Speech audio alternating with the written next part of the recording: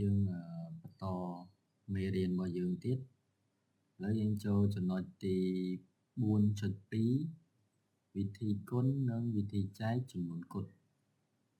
ញ្ចឹងយើងមើលឧទាហរណ៍ទី1គេថាបន្ទះនំប៉័ងអាំងមានចំនួន4ដុំនិយាយបន្ទះនំប៉័ងហ្នឹងវាមាន4ដុំអញ្ចឹងនៅក្នុង4ដុំហ្នឹងម្ដុំហ្នឹងវាមាន3ទៀតវាមាន1 2 3យើងនៅក្នុងម្ដុំនោះវាមាន3ទៀតអញ្ចឹងសរុបនំប៉័ងយើងទាំងអស់ប៉ុន្មានយើងប្រើវិធីគុណគុណបែបម៉េចដោយសារម្ដុំវាមានម្ដុំហ្នឹងវាមាន3អញ្ចឹងយើងដាក់3បូក3បូក3បូក3អញ្ចឹងវាប៉ុន្មានវា4ដងតើអត់វា4ដុំ4ដុំអាធំអញ្ចឹងយើងអត់ប្រើបូកទេបើយើងបូករៀងអង្គុយបូកគ្រាប់1 2 3 4 5 6 7 8 9 10 11 12អញ្ចឹងវាយូរអញ្ចឹងគេប្រើវិធីគុណគេយកអាដុំធំនេះដុំធំទាំង4ដុំហ្នឹងគុណជាមួយនឹងអាដុំតូច3នេះយើងយក4គុណ3មកយើងបាន12ចឹងកន្លែងហ្នឹងវាគាត់ជាយល់ហើយអញ្ចឹងដោយសារនំប៉័ងយើង4ដុំធំហើយអាក្នុងដុំម្ដុំតូចម្ដុំធំហ្នឹងវាមាន3ដុំតូចទៀតអញ្ចឹងយើងគុណគ្នាមកយើងយក4គុណនឹង3មកយើងបាន12អញ្ចឹងយើងមើលឧទាហរណ៍ទី2គេឲ្យយើងរកផលគុណនៃចំនួន7428គុណជាមួយនឹង64អញ្ចឹងវិធីគុណយើងគុណធម្មតាដំបូងយើងយកលេខនេះគុណគ្រប់តួទាំងអស់8 4ដង32សេលេខ2ត្រូវទុក3 4 2ដង8 8នឹង3 11សេលេខ1ត្រូវទុក1 4 4ដង16 16បូកត្រាទុក1បាន17សេលេខ7ត្រូវទុក1 7 4ដង28អញ្ចឹង28បូក1ឡើង29អញ្ចឹងបន្តទៀតយើងយក6គុណដងអញ្ចឹង8 6ដង48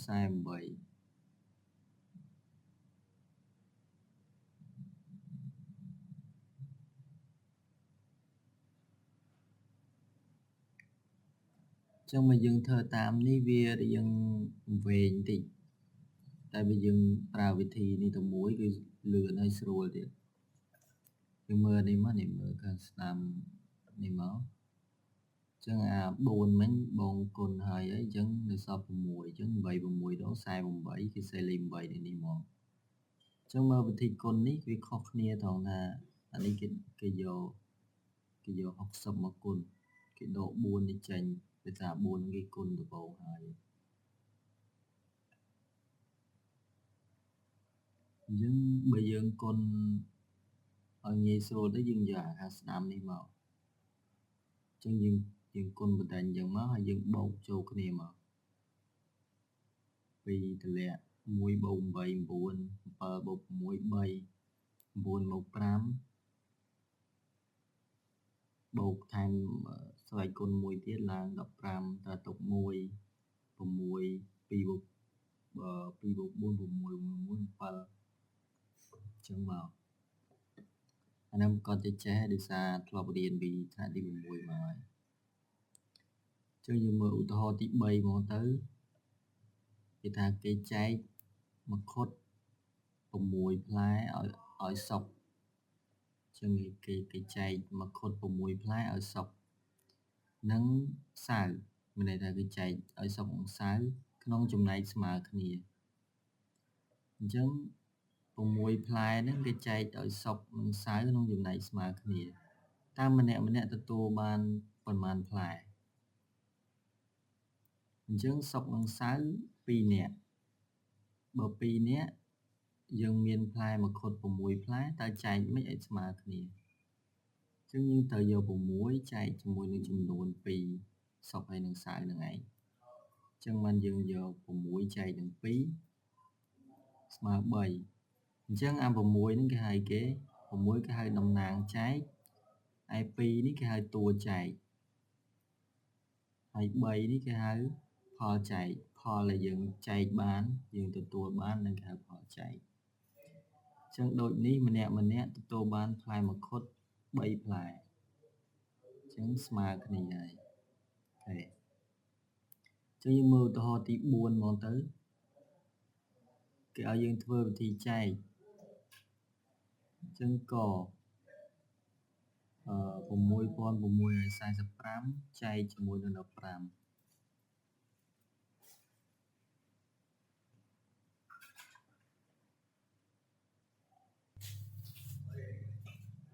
ចឹងយើងមើលមកយើងយក6645ហ្នឹងចែកនឹង15អញ្ចឹងអានេះគេហៅតំណាងចែកហើយ15នេះគេហៅតួចែកអញ្ចឹងលទ្ធផលដែលយើងទទួលបានហ្នឹងគេហៅផលចែក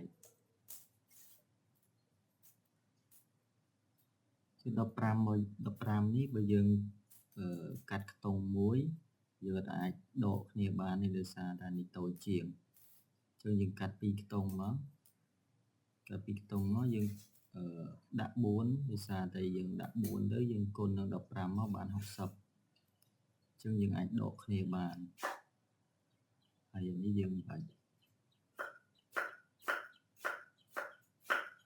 អានេះយើងបាច់សេក៏បានដែរ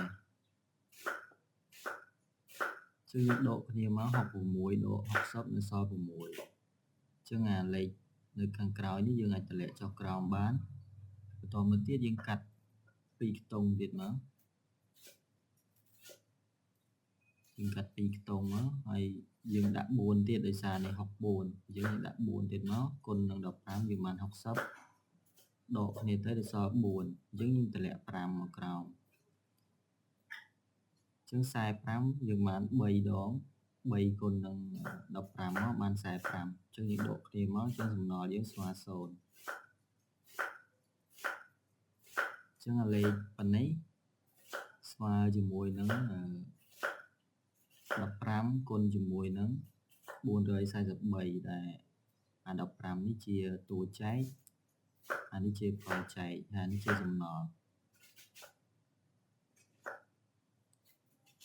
គឺមើលលំហាត់មួយទៀត5406ចែកឲ្យ123អញ្ចឹងដោយសារនេះវាមាន3តួអ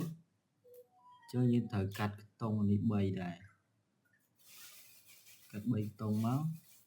អញ្ចឹងយើងដាក់បានដើម្បីដកគ្នាជាមួយ540នឹងបានអញ្ចឹងយើងដាក់4អញ្ចឹងយើងយក4គុណ128មកយើងបាន512ហើយយើងដកគ្នាមកនៅសល់28នេះអញ្ចឹងអា6ដែលនៅសល់នេះយើងអាចតម្លាក់ចុះក្រោមបានតទៅទៀតយើងគុណនឹង2ដោយសារលេខហ្នឹងបើយើងគុណនឹង3វាលើសអញ្ចឹងយើងគុណនឹង2មកយើងបាន256ជាយើងដកគ្នាមកនៅសល់សំណល់30អញ្ចឹងរបៀបដែលយើងសរសេរតំណាងចែកយើងស្មើនឹងតួចែកគុណជាមួយនឹងផលចែកបូកជាមួយនឹងសំណល់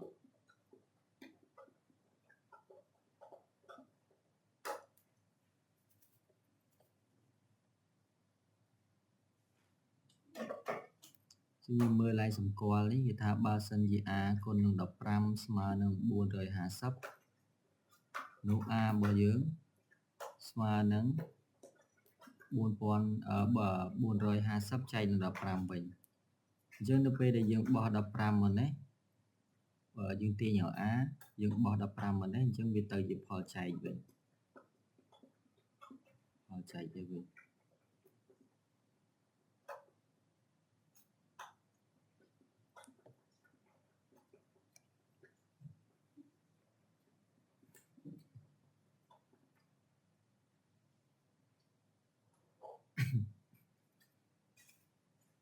ឧទាហរណ៍ថាបើសិនជា a យើងចែកនឹង7ស្មើ35អញ្ចឹងយើងទាញឲ្យ a យើងបោះ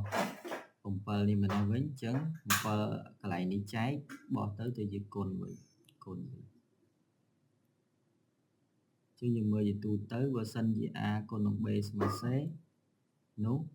a យើងត្រូវស្មើ c ចែក b អញ្ចឹងយើងបាទនេះគុណបោះទៅចែកអញ្ចឹងយើងយក c ចែក b បើសិនយើងទាញយក b វិញស្មើ c ចែកនឹង a វិញ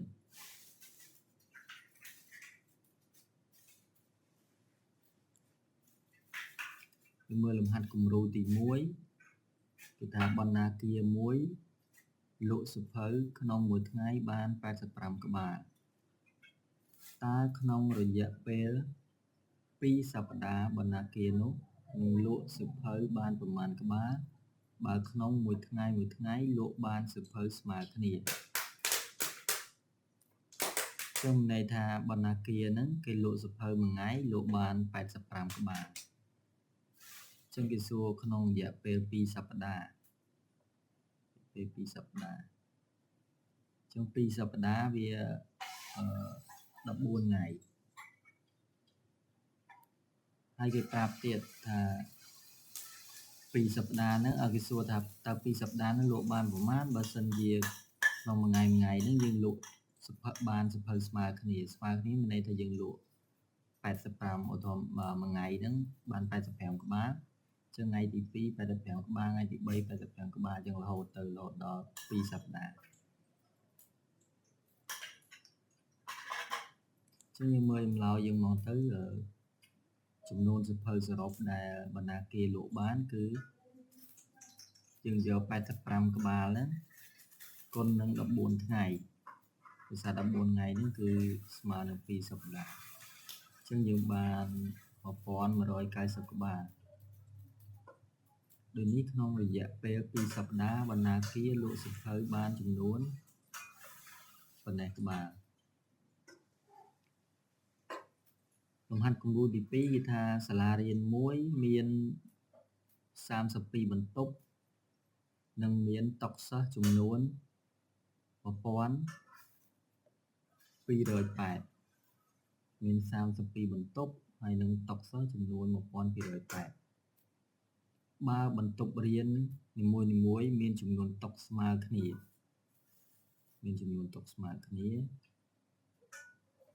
គេឲ្យរកចំនួនតុសិស្សសម្រាប់បន្ទប់រៀននីមួយៗអញ្ចឹងដោយសារតែតុរបស់យើងទាំងអស់មាន1280តុហើយយើងមាន32បន្ទប់អញ្ចឹងដើម្បីរកបន្ទប់មួយថាមានតុប្រមាណយើងត្រូវយកចំនួនតុទាំងអស់ហ្នឹងចែកជាមួយនឹងចំនួនបន្ទប់ចឹងយើងបាន12ចែកជាមួយ1280ហ្នឹងចែក32បន្ទប់អញ្ចឹងយើងបាន40អញ្ចឹងក្នុងថ្នាក់មួយហ្នឹងគឺមានតុសិស្សចំនួន40